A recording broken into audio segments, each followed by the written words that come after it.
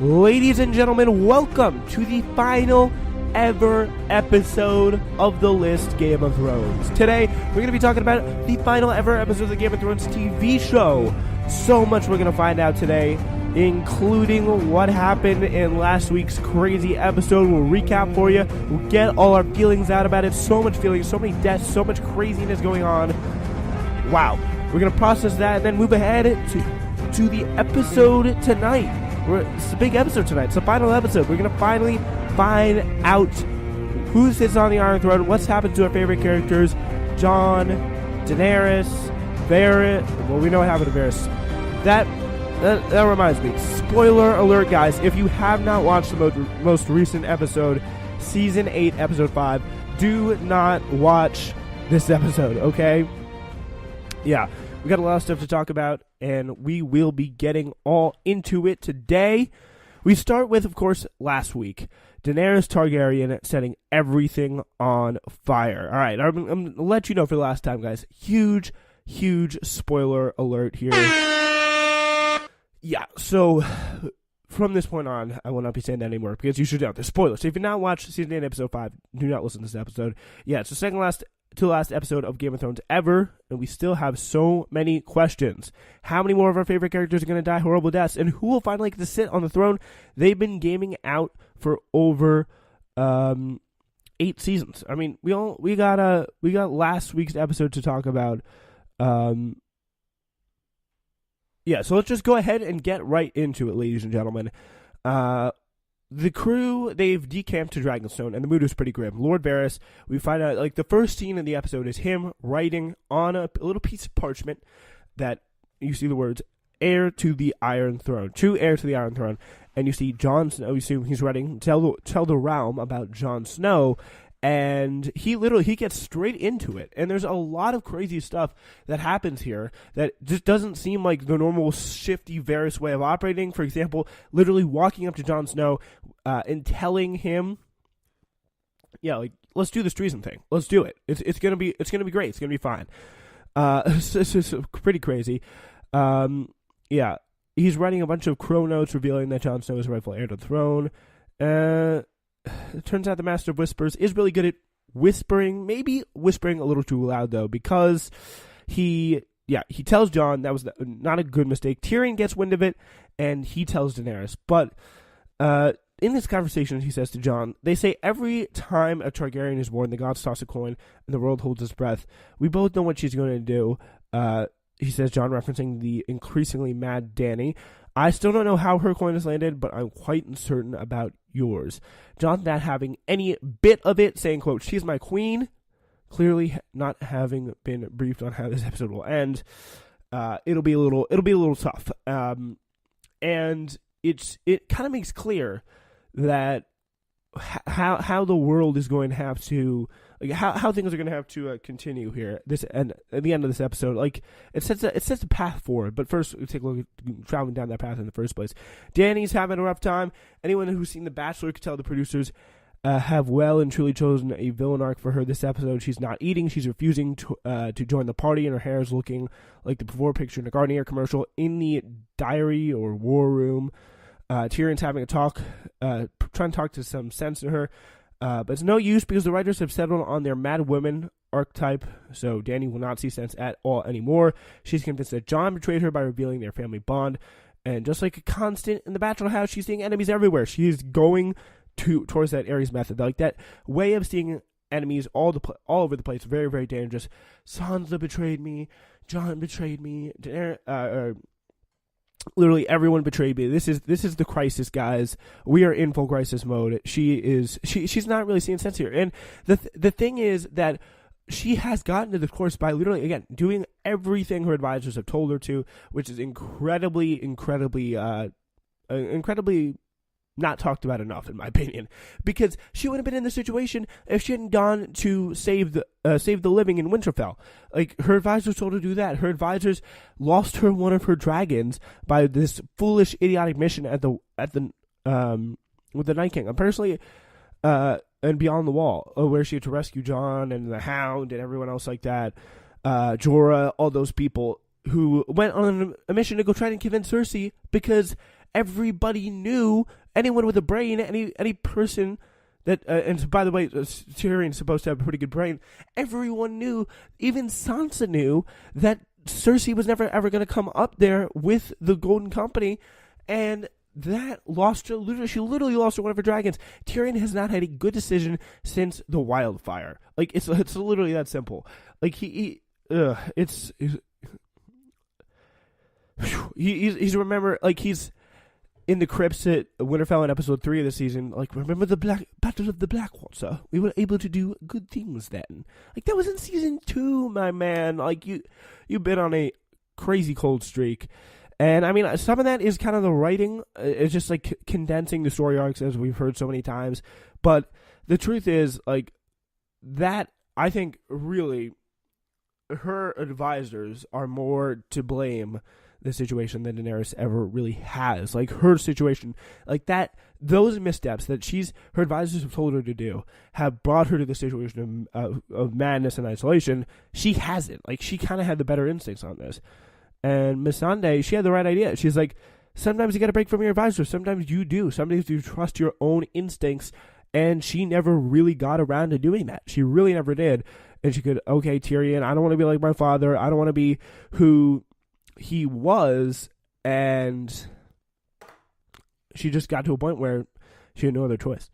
And it was an incredibly rough situation. Or at least go really too hard. Because she did have a choice. That was such the tantalizing thing. It was a really tantalizing thing. Yeah, so anyway, someone's going to have to die for this Varys betrayal.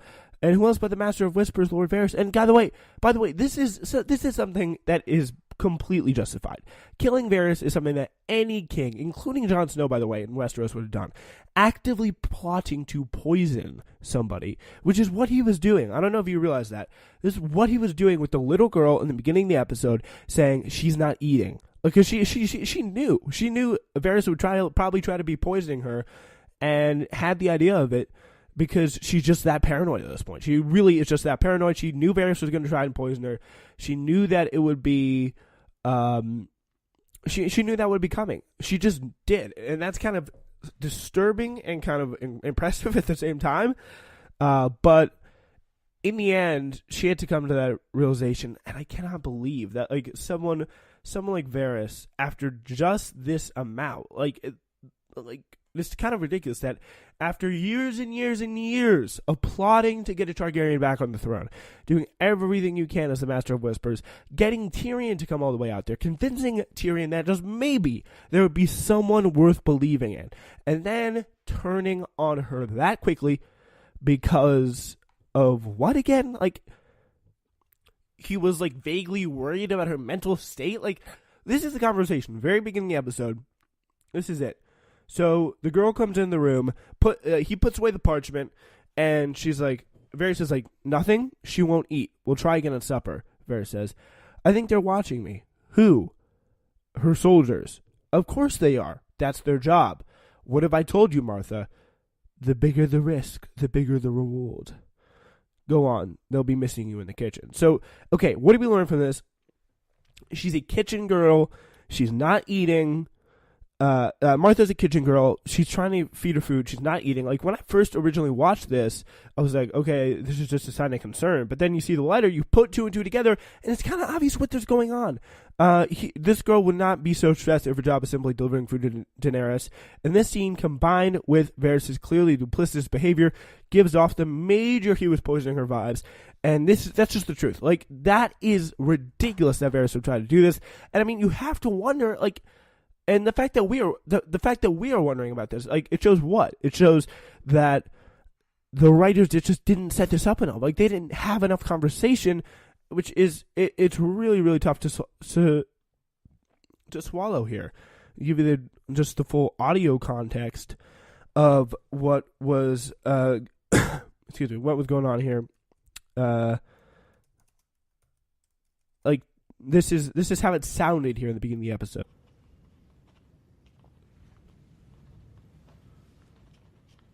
So yeah, here he's writing, heir to the Iron Throne, and to heir to the Iron Throne. So yeah, he's writing that in the parchment, getting ready to send the letters, and you hear the knock. Like, this is literally the beginning of season 8, episode 5. And, like, it's not completely bold and obvious. Come in. But it's pretty clear. It's pretty clear once you think about it. Nothing. She won't eat. Like, see the look on the little girl's face. She's just like, Varys like tapping his fingers. What are we gonna do? I think they're watching me. Who? Her soldiers. Of course they are. That's their job.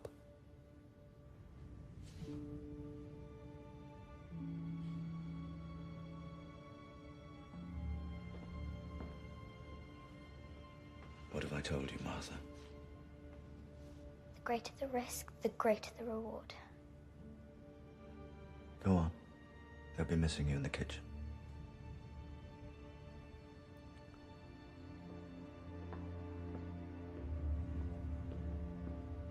Poison.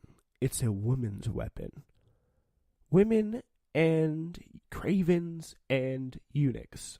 That's literally a direct quote there from season 1 with Pycelle and Ned. So there's a fun little callback to this song on Twitter. Poison.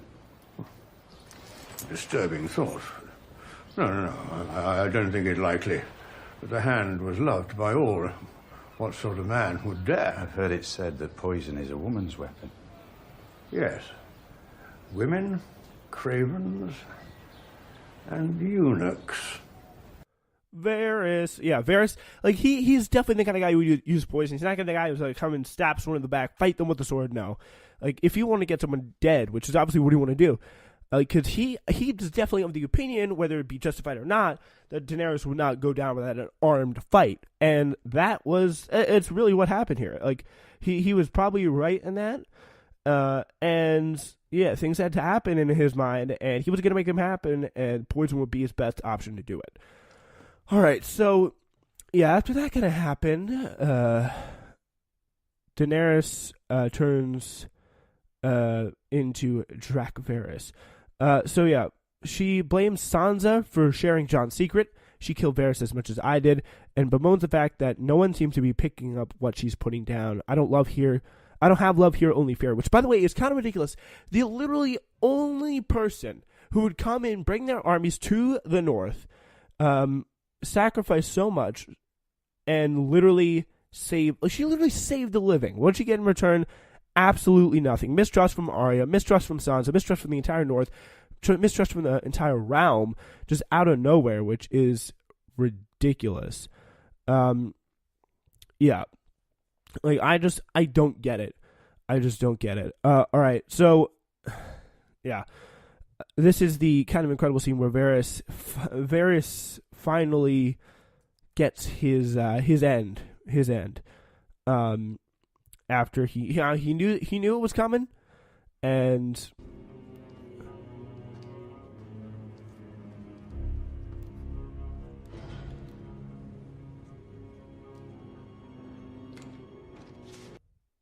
yeah, this is the moment. They're on the beachfront of Dragonstone here.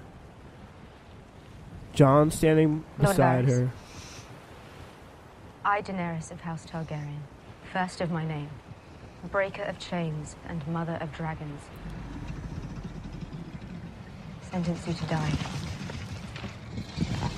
Literally, in probably one of the best cinematography shots, it's just completely black, only candles illuminate her face, like, barely. All of a sudden, Drogon's face comes out of the shadows, and all of a sudden, there he is. And Varys gets flamed, and he deserved it. He deserved it, guys. He was going to kill her, and that's something any lord in Westeros would have done. So any smart person anywhere really would have done. All right, so yeah, the cynic in me would argue that burning people from your inner circle is a great way to inspire fear, but I mean, it's just the fact that she's losing friends anywhere. Jon not really seem to be into it. Dany says, all right then, let it be fear. Let's cross now to the Dragonstone throne room to explore that theme.